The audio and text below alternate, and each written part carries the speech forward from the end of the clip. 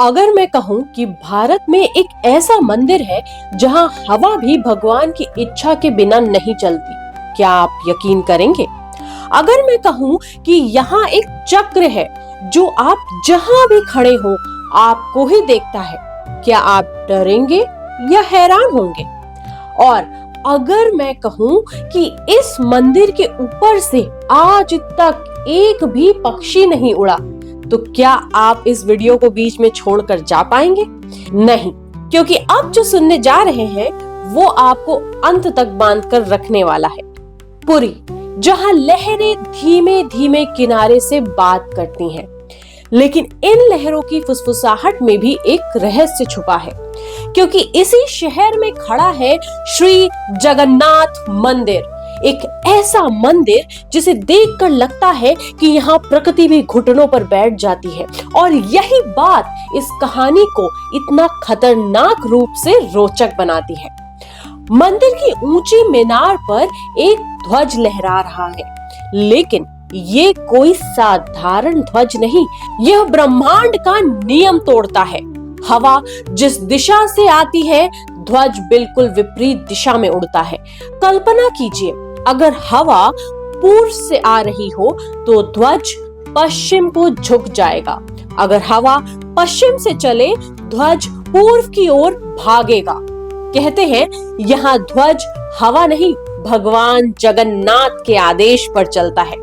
आप चाहे तो इस बात पर हंस सकते हैं, लेकिन हकीकत यह है कि विज्ञान आज तक इसका जवाब नहीं दे पाया, और यही इस रहस्य को और भी खतरनाक बना देता है। मीनार पर लगा सुदर्शन चक्र लगभग 20 फीट ऊंचा, 8 धातुओं से बना। कहते हैं कि इसे लगाना ही दिव्य शक्ति का काम था, लेकिन असली खेल अब शुरू होता है। आप मंदिर के उत्तर में खड़े हो या दक्षिण में, पूर्व में हो या पश्चिम में, यह चक्र हर दिशा से बिल्कुल एक जैसा दिखता है, जैसे आपकी आंखों में अपनी दृष्टि गड़ा रहा हो, जैसे हर वक्त आपको देख रहा हो। यही वजह है कि कई लोग पहली बार इसे देखकर रुक जाते हैं और समझ ही नहीं पाते कि यह चक्र उनकी ओर देख रहा है या वे चक्र की ओर। अब सोचिए, भारत में कितने मंदिर हैं, कितने ऊंचे भवन हैं, कितनी ऊंची पहाड़ियां हैं, लेकिन पूरी मंदिर के ऊपर ना तो कोई पक्षी उड़ता है, ना कोई विमान गुजरता है, ना कोई पतंग, ना कोई हेलीकॉप्टर। यानी इस आसमान में उड़ान मानो बंद है। कई वैज्ञानिकों ने बताया कि शायद यह मंदिर की ऊंचाई के कारण है। कई ने कहा कि यहाँ की हवा अलग तरह से चलती है, लेकिन कोई भी ये नहीं बता पाया कि दुनिया की सबसे ऊंची इमारतों पर भी पंछी उड़ सकते हैं। लेकिन यहाँ क्यों नहीं? क्या सच में मंदिर के ऊपर कोई ऊर्जा चक्र घूम रहा है?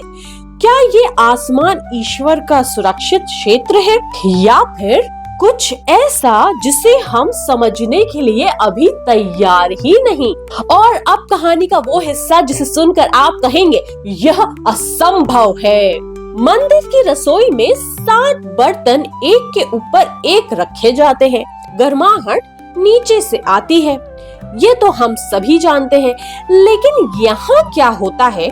सबसे ऊपर वाला बर्तन पहले पकता है और सबसे नीचे रखा बर्तन सबसे अंत में।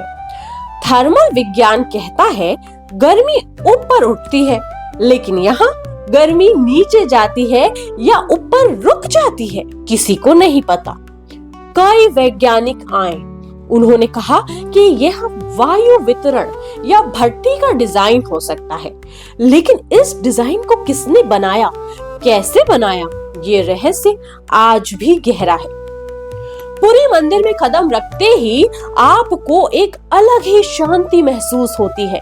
क्या यह मन की बात है या सच में यहाँ कोई दिव्य शक्ति है? कहते हैं जहां भगवान स्वयं निवास करते हैं वहां प्रकृति उनके आदेश पर चलती है। ध्वज हवा का नियम बदल देता है, चक्र दृष्टि का नियम तोड़ देता है, आसमान उड़ान रोक देता है और रसोई आग के विज्ञान को बदल देती है। अगर यह स्थान दिव्य नहीं तो फिर दुनिया में दिव्यता है कहां? तो बताइए, आप किस रहस्य पर विश्वास करते हैं? ध्वज, चक्र, आसमान या रसोई का चमत्कार? या फिर आप मानते हैं कि पुरी मंदिर में सच में ऐसा कुछ है जिसे विज्ञान अभी समझ ही नहीं पाया? कमेंट में बताइए, आपके हिसाब से जगन्नाथ मंदिर का सबसे बड़ा रहस्य कौन सा है? मिलते हैं कल एक नई रोचक कहानी के साथ। नए हो तो सब्सक्राइब कर लो और पुराने हो तो कमेंट में प्यार दो।